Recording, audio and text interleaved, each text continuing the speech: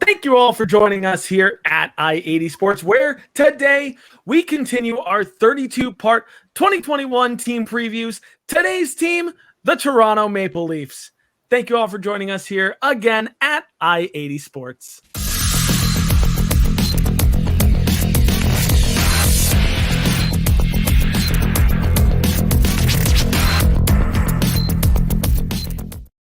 Thank you all for checking us out here at I-80 Sports. Make sure you follow us down below, i80sports.com, for all of our team previews coming up, because we are previewing all 32 teams before the start of the NHL season in October. And if you're joining us here on YouTube, make sure you like, comment, and subscribe for all of our team previews that we got coming up. I can't speak English. Oh my gosh. We're more than halfway through the Atlantic Division. We're already through the Central and Pacific. So if you've got favorite teams over there, make sure you check out our previous videos. We've got a playlist on our YouTube channel just for that reason. And if you are on Twitter, make sure you follow us down below at I80_SportsNHL. And if you're following already, thank you guys so much, because without your support, we can't do this on a weekly basis. I'm Brian. He's Tom. Tom, how are you doing today? Doing well, and here we are to, I hate to say it as a Ranger fan, but to preview a team that now has the longest Stanley Cup drought in the Toronto Maple Leafs. And if you may or may not notice, I would kind of hope you notice, unless you're blind, we do have a special guest down below. We've got Stack from the Frozen 4 podcast. Stack, do us a favor, introduce yourself for us and tell us what you're all about over at Frozen 4. So, like Brian said, I'm Stack. I'm the resident Leaf guy of the Frozen 4 podcast. A couple of Sabres fans, buddies of mine I met in college, and one day, 2019, we all decided, hey, let's start a show. Really, they decided, and they brought me in later for some flavor. It couldn't be all too Sabre-centric. You guys know you got to spice it up. You got to have a couple other teams. So, yeah. So they brought me in, and ever since then, I've been there, I've been the devil on their shoulder, the devil's advocate. When they got too hype about the Sabres, I was always there to be like, hey, hold on a second. And if there was any evidence, as Luke will tell you guys later, I was right in a roundabout way. But, yeah, that's true. And they probably bump you down. They probably bump you back down to earth on occasion as well. Being a diehard Leaf fans, because Leaf fans are hard headed in general, as we all well know. And those who know. I-80 Sports, I'm a diehard Devils fan. Tom is a diehard Rangers fan. So we always have plenty to talk about on our channel as well. So I completely understand that. We're covering the tri-state area in general. But you guys are here to talk about the Toronto Maple Leafs, so we're here to deliver that. So let's start by talking about some 2020 and 2021 team facts in relation to the Toronto Maple Leafs. So first and foremost, what was their record last year? They were 35-14-7. That's 35 wins to 14 losses to 7 overtime losses. Good for 75 points, and they finished first in the North Division last year. That's the Canadian division that we all called it as. Penalty kill and power play stats, not too bad on both ends of the spectrum. On the power play, they were sitting roughly at about 20% on the power play. That's 1% above league average at 19%, so not too shabby there. Penalty kill, they were actually 1% below league average, sitting at 78.5% on the penalty kill. Toronto is kind of hoping that they can bump those numbers this year for sure. Leading scorers on the Toronto Maple Leafs last year were Mitch Marner with 67 points, Austin Matthews with 66 points, and John Tavares with 50 points. A great showing from all three players last year for sure. Austin Matthews also scoring the most goals in the league last year, should be noted as well.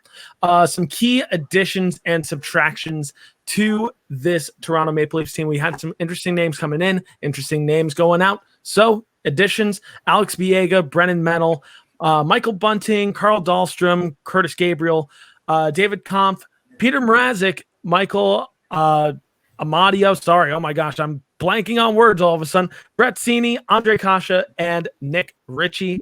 And subtractions: the Toronto Maple Leafs lost Jared McCann to the expansion draft to the Seattle Kraken. So now he is a member of the Seattle Kraken. They also lost Vanni Vivalainen, Frederick Anderson, Zach Bogosian, Nick Foligno, Zach Hyman, Nick Patan, David Rittich, Cale Rosen, Riley Nash, Stefan Nason, Joe Thornton, and Scott Sabourin. So some interesting names on the addition side, some interesting names on the subtraction side. It's going to be interesting to see if Toronto misses a couple people on those subtraction side, more in a little bit. But now it's time to talk about some X factors on this team. And as we always say, no, we're not talking about EA Sports NHL 22 X factors. We're talking about our own brand of X factors here. So who we believe are going to be key assets to Toronto's success this year. Tom, as per usual at this point, I'm done enough talking here. Let's hear from you on this one. Who do you believe are X factors on this Toronto Maple Leaf squad this year? Well, believe it or not, despite all the players this team has and despite all the talent they have, it's not somebody who will be lacing up the skates this year and will be taking the ice for them. It's not any player on this team. It's their head coach. It's Sheldon Keefe. If you look at Sheldon Keefe's resume, he's been a coach who's won everywhere he's gone.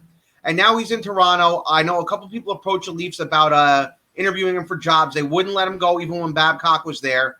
And believe it or not, his first 2 years in Toronto didn't actually end very well. He had a pretty good regular season last year, not a good playoff.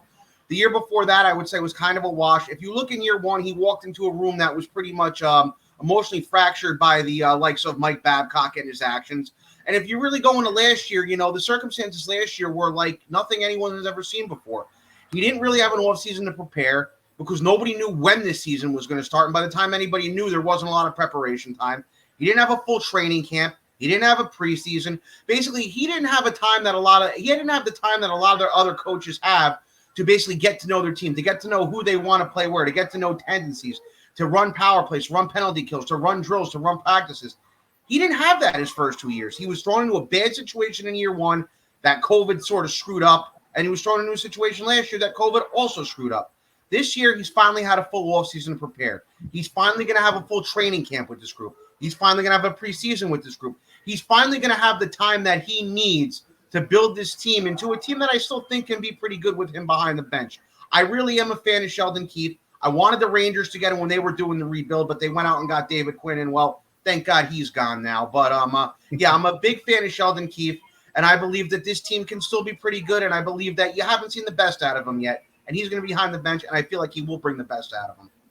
Good out-of-the-box take by Tom there. Stack, on your side, who do you feel are X factors on the Toronto Maple Leafs? Yeah, before I start my X factor, I want to say, Tom, you're 100% right. I kind of want to change my answer because I've been saying that for the longest time is, we've talked about it on our show, like, oh, who's on the hot seat? Who's on the hot seat with the Leafs? Is it management? Is it players? Who's going to go if something doesn't happen? It shouldn't be Keefe if something goes wrong because for all the reasons you said, he hasn't had a full training camp, no preseason, thrown into a bad room. I mean, and further to that, their power play last year, which is all pretty much all coaching to change when it's not doing great, they were on fire to start the season. And then they started to peter off. Their numbers on the power play were awful by the end of the year. And they didn't change anything. That's all on coaching. Now they have a new guy running the power play, so hopefully that'll help things and it'll help Keefe's case. But my X factor, I think, has to be the new wingers on the team. My general question is, can these guys replace what Zach Hyman brought? And among the other wingers that they left and will probably lose, because as of right now, I think it's $1.4 million over the cap, so someone's going to have to leave. I mean, I think it's with a 13 or 14 forward group, 6 defensemen and 2 goalies, they're over the cap. So they have to get rid of someone with some serious money. And like was reported actually pretty recently, Ilya Mikheyev, one of their bottom 6 wingers who could move up and down the lineup with injuries, he requested a trade because he wants more playing time in an elevated role.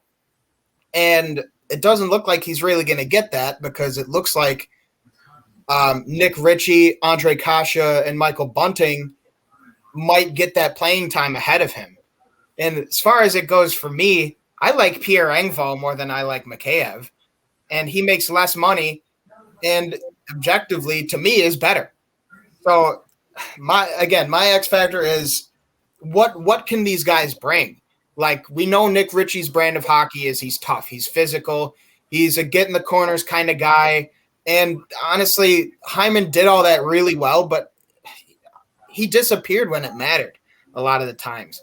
Like, he never really scored any clutch goals, and he was always playing with the top guys, but he never when the playoffs came, I mean, Matthews and Marner disappeared this playoffs, but Hyman didn't help them either, really. So the other, probably the biggest X factor of the new wingers, he's not new, but he might be new to the team this year, is Nick Robertson. I mean, for the longest time, he's been highly touted. He was more than a goal per game in his last OHL season. He lights it up, it seems to be, wherever he goes. So the question with that is, can he finally get a spot in the lineup, and can it be on the top lines? He's an offensive threat whenever he's on the ice. So, again, these guys, Richie, Kasha, Bunting, Robertson, can they replace what Hyman and other wingers that they have brought? Yeah. Yeah. And that's true. And I couldn't agree more. I think, especially with the new brand of wingers that they have this year, it's really going to be interesting. They do have to get creative with their cap situation, something that I'm going to bring up when we get to variables later, but actually just a preview for that because, Stack, you mentioned before that they are currently over the cap. I just recently checked Cap Friendly, which is usually pretty up to date. They're currently sitting at $80,000 left in cap. They've moved a little bit of money around, but even still, they have to be a little bit creative with moving some money around. But I'm going to, talk about that a little bit more once we get to variables. As for my X factors, I'll keep mine pretty quick because it's pretty simple. Usually I point out forwards as X factors for a lot of teams. And, because for most teams it fits. But in Toronto's case, I think there's nothing more important to this Toronto's team success this year than the defense and the goaltending, because we know how automatic their forwards are. We know that, guys like Mitch Marner, like Austin Matthews, like William Nylander, like John Tavares are going to step up to the plate and they're going to score and they're going to perform. Now, they're going to perform in the regular season, but as we've seen in the postseason, maybe not so much. I've kind of ragged on them enough, and you can go back to those previous episodes when I talked about the epic collapse of the Toronto Maple Leafs in the playoffs from this past year, but you can go and check out our previous videos on that. I think the biggest thing for me was they didn't prioritize the defense that much. Now, to be honest, it's not a bad defense. On paper, it's really not bad at all, but it's not the strongest aspect of this team. And that's something that I really feel like they kind of dropped the ball with over the summer. And a lot of people can say, well, they didn't really have the cap space to do that. But the thing is that you can move money around. You can make trades. You can make deals. There's plenty of things sitting out there. They've got young defensemen that are cracking the lineup now. Guys like Rasmus Sandin have already cracked this lineup. I'm waiting for Timothy Liljegren to finally crack this lineup as well. Now, he's a guy that I'm actually really excited for when he finally does come up. But I digress. Let's move on to the goaltending, though, because here's an area where they did at least try to address this. Now, last year, Freddie Anderson went down to injury. Jack Campbell steps up to the plate, and he knocked it out of the park. 21 games played, 17 wins. You can't ask for much more from a backup goaltender in that sense. And he sported a .921 save percentage, a great year by Jack Campbell this year, but he's going to be expected to take at least 40 games this year, minimum. So I'll be really interested to see how Jack Campbell handles that workload, especially for the first time that he's going to be handling a workload like that. Plus, you have your 1B now in Peter Mrazek, who played last year in Carolina. And in a small sample size, he sported a .923 save percentage, but it was when he was healthy. The only thing that you have sitting behind him right now in the AHL is Michael Hutchinson. And that is, in case of emergency, break glass here. He's that type of goaltender. So hopefully Toronto doesn't need to break that glass. Hopefully they can still sit with the 1A, 1B situation, but they need consistency and health on Campbell and Mrazek's side if they're going to be successful this year. The success of the Toronto Maple Leafs absolutely is in the hands of the goaltending this year. Now, we're going to talk about some breakout candidates, guys who we feel like could be in line to have major years this year, maybe coming into their rookie season, could have a really big and breakout year, or maybe they're a younger forward or defenseman that hasn't had a really big year yet and maybe do. So, Tom, let's start with you. Who do you think could be a breakout candidate on this Toronto Maple Leafs team this year? Well, I'm going with Michael Bunting here. He was in Arizona's system last year, was with their AHL farm club down in Tucson. Scoring at over a point per game in the AHL, was called up to Arizona last year. And basically in the 21 games he played, he scored 10 goals in 21 games last year. Now, you equate that out to a full 82-game season, that would have been close to 40 goals. I don't think that's going to be the case here. I don't think he's going to come into Toronto and pop 40. But if he can, best case scenario, pop 15 or 20 on that third line, that's going to be extremely, extremely beneficial to a team that gave up a lot of depth players in the offseason. So curious to see what he's going to do here. Yeah, absolutely. I think Michael Bunting is a great choice there. Stack, who's your choice as a breakout candidate on Toronto this year? Yeah, I mean, the forward candidates, the new forwards, I mean, to me, could all be breakout candidates because it seems like a lot of those guys had decent careers up to a point, but they still haven't reached their full potential. But if I had to pick one, I would probably have to say Rasmus Sandin. He's due for a consistent spot in the lineup. He's shown that when he comes up, he's dependable. And even to a point, he could be a power play quarterback, even on power play 1. So one of the biggest things that we'll have to look for this season is what the Leafs plan to do with Morgan Rielly, because he's up at the end of this season. So if, say, Rasmus Sandin comes in and he looks really good for however many games, there could be a chance the Leafs get rid of Morgan Rielly's money and add another forward or a defenseman and a forward with that money and that value. So a lot rides on the success of Rasmus Sandin this year. So to me, he's got to be my breakout candidate. I think that's a great candidate as well. I'm going to stay optimistic on my side here and say that Ilya Mikheyev stays a Toronto Maple Leaf this year and kind of forces himself into a higher role. Now, Mikheyev has had a decent first 2 seasons in the NHL with 40 points and 93 games of work. I still think there's more than meets the eye with him. Obviously, he believes very much in himself. I obviously can't English today, but he believes a lot of himself if he is already requesting a trade because he wants more minutes, a bigger role. And I think he's a guy that kind of deserves it in a lot of ways. You watch him play, and he's a very noticeable forward on the ice. A lot of guys take notice when he's on the ice. A lot of people are on more high alert with a more skilled playmaker like Mikheyev. And that being said, sure, he's not going to get consistent top 6 minutes unless there's an injury, but he's still going to be solid right there on that third line more than likely, and he'll have a cast of characters around him to be able to succeed. Might even play alongside Alex Kerfoot on some nights, which will also help his production as well. I just think Mikheyev could be in line for a breakout season where we could see a career high in point totals for him. Then again, he hasn't played a full 82-game season yet, so that's also exciting to see for him. All right, so now it's time to get into our potential opening night lineup, which we got to say this. It is currently September. Training camp did just open. There are ways that this lineup can change between now to opening night in October. So, as always, guys, take this projection with a grain of salt. So, with all that being said, let's take a look at what this lineup could look like on opening night. So, as always, we're going to start with forward line 1. We're going to move from left wing to center to right wing. On forward line 1, we start with Nick Ritchie, Austin Matthews, and Mitch Marner. On the second line, we've got Alex Kerfoot with John Tavares and William Nylander. Next, on forward line 3, Michael Bunting with David Kampf and Ilya Mikheyev.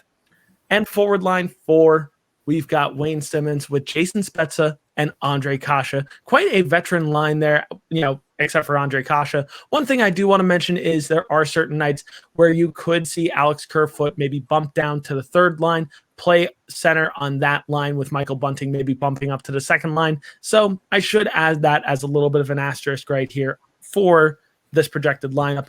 Next, the first line of defense, we've got Morgan Rielly with TJ Brody.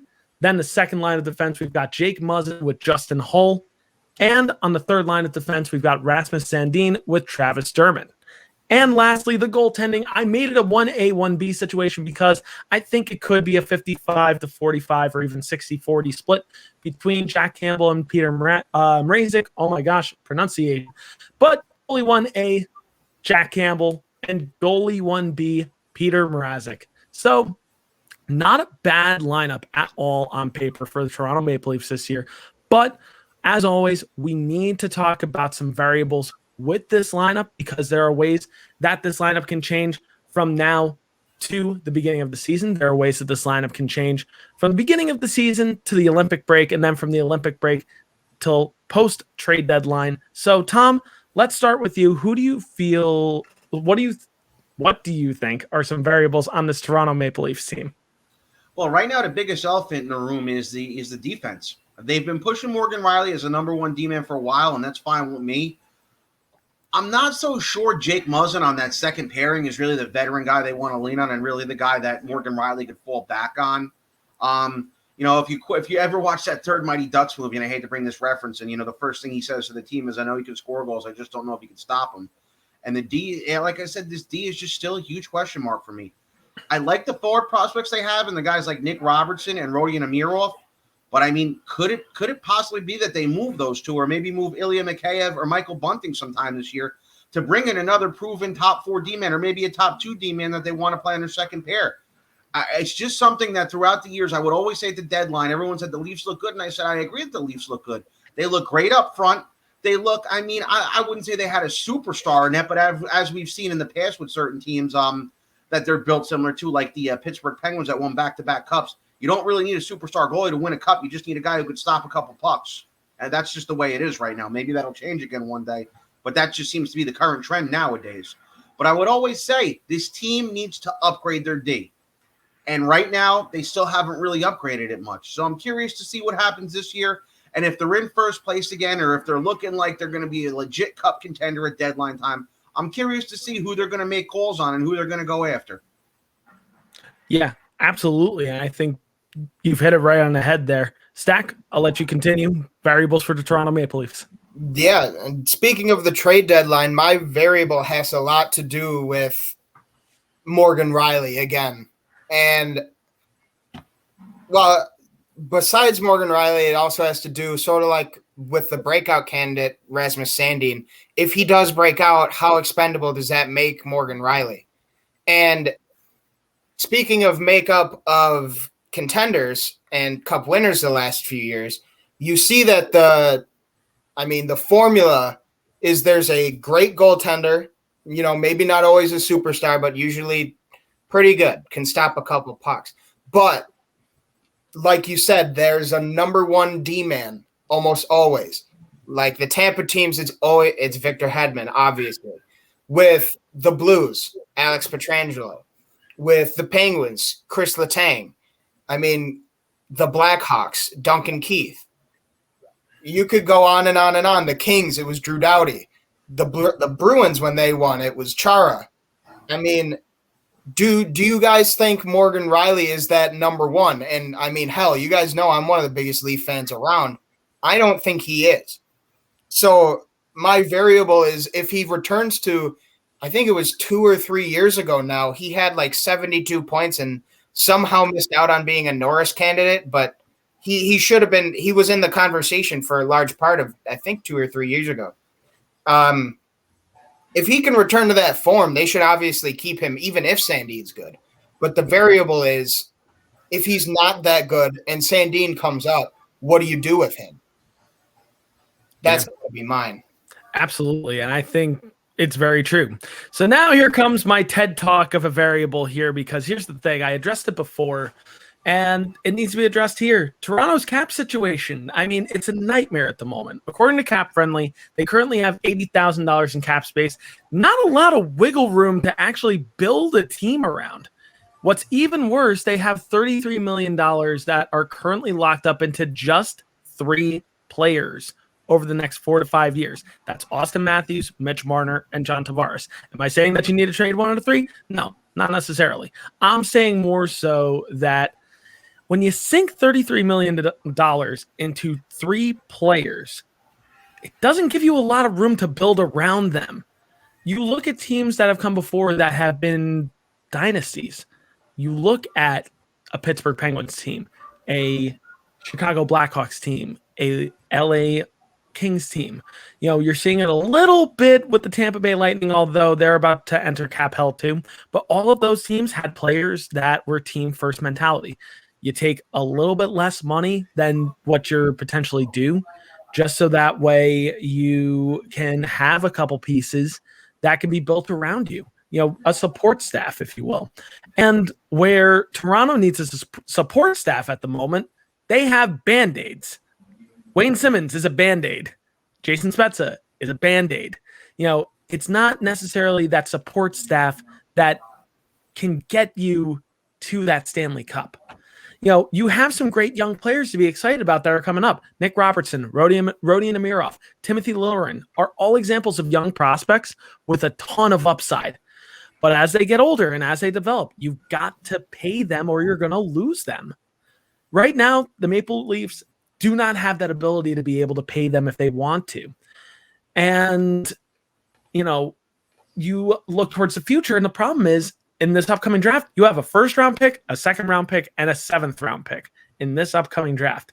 Also not a lot of wiggle room to be able to maybe make a trade to bring in some new talent or maybe build the defense, maybe get some support staff on that bottom six. So I might be a little bit controversial here, but maybe they need to break up the boys club before someone leaves for free agency for free. I know it's a hot take, but if Toronto wants to be serious about building a cup contender, they need to do it the way that other teams have worked it in the past, by taking a bit of a pay cut, take a little bit less money than what you might be worth to make the roster better overall. That all being said, yes, Toronto is a good team. I'm not taking that away from them, but I just feel like there's a lost opportunity. They could be so much more and should be a no-brainer favorite for the Stanley Cup. But they're just not that right now. And it's because they're cap shackled. And that sucks. It really sucks because they should have won a Stanley Cup by this point with how talented that roster is. It really sucks. But we've come to the end of this episode. But before we've come to the end, it's time for our question of the day, because our question of the day is the same as always, which is, where does Toronto finish this year in the Atlantic Division? Tom, let's start with you. Where do you think they finish in the Atlantic Division this year? Well, believe it or not, I'm going with second or third here. I also had Florida in that spot. And we talk about playoffs and we talk about winning playoff series and teams that haven't won one in a while. And the Florida Panthers are in the same boat as the Leafs, maybe even worse. The last time the Panthers won a playoff series was when they beat the Pens back in '96, believe it or not.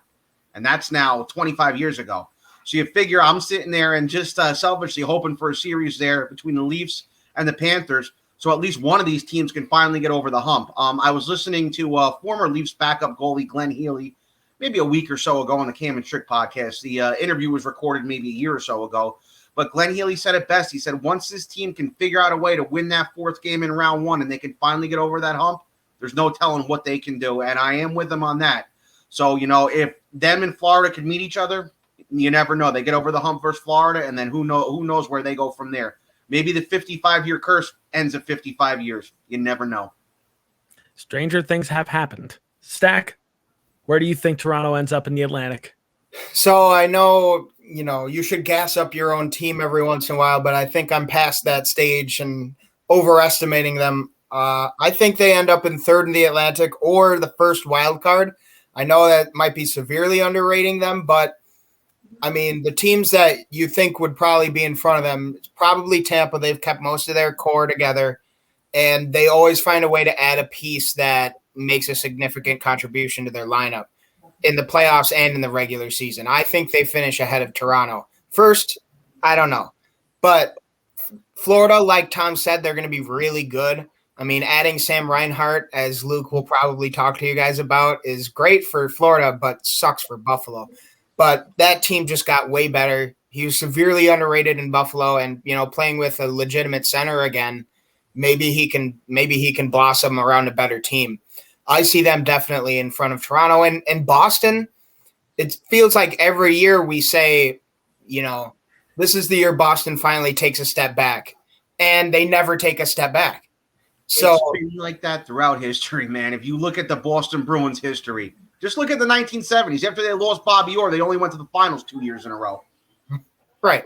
Exactly. And, I mean, losing Krejci is huge for them, but I still think they're probably ahead of Toronto. As long as they have Tuukka and, I know he's got the whole injury thing and he might not play, but as long as they've got the perfection line, who knows what they're going to do. So I think it might be a race for third with Boston or maybe with Tampa because they did lose some pretty big pieces. But another team that I think could sneak up in the Atlantic out of nowhere is Ottawa. Believe it or not, they had a really hot end of the season, and it seemed like they only got better. Obviously, they have some big question marks, like is the defense mature, and do they have a goalie? But who knows? I do think, though, Toronto will end up either third in the Atlantic or the first wild card. Yeah, I think that's a good take. And it's funny because, for every year we say, okay, this is the year that Boston, their time is up. We're wrong. Yep. But meanwhile, every single time that we think, all right, this is Toronto's time, they go and have a first-round performance like they had this past year. So that being said, don't get me wrong. Yeah, I like this team. But I've learned from the past few years that if I hold my breath for a Toronto Stanley Cup victory, I'm going to suffocate. So that being said, tell me about yeah, true. You know what was funny about that too, though? I was watching that movie, The Birds, last night, and when that movie came out, that was the last time the Leafs were like a serious cup, a dynasty. Yeah. I mean, here's the thing. And I don't mean to rag on the Leafs either. I have no hatred towards the Toronto Maple Leafs. I actually really like them. I loved watching them back in the early 2000s when they had Sundin and Gary Roberts, and when they had Brian Leetch for all 5 minutes. I loved watching those teams play. Plot twist, we just brought Stack on so that way we could just crap all over the Leafs. No, I actually like the Leafs. I have no hatred against them. I loved watching those early 2000s teams. I really did. And I like watching these teams too, to tell you the truth.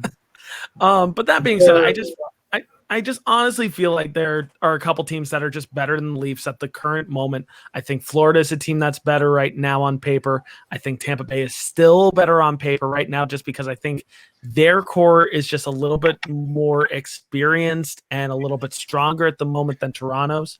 So with that being said, I actually think that the Leafs, I'm going to conservatively say that they finish fourth. I wouldn't be surprised if they finish higher. But I do think that they're a playoff team this year. I don't think that there's any possibility, unless there's some kind of epic collapse that we just did not foresee. I don't see them not being a playoff team this year. But hey, again, as I've said before, stranger things have happened. But that being said, guys, what do you guys think? Do you agree? Do you disagree with our takes here today? You got to let us know down below in the comments section. And while you're there, drop a like and subscribe for all of our team previews that we got coming up because, hey, you might not necessarily be a Toronto Maple Leafs fan, but we're covering all 32 teams before the beginning of the NHL season. So you might want to check out your favorite team once we talk about them if we haven't talked about them yet. And you can also check out our content down below at i80sports.com. And besides all of our team previews and our NHL coverage there, you can check out our NFL, NCAA football, MLS, and NBA coverage there as well. Give those guys some love while you're there.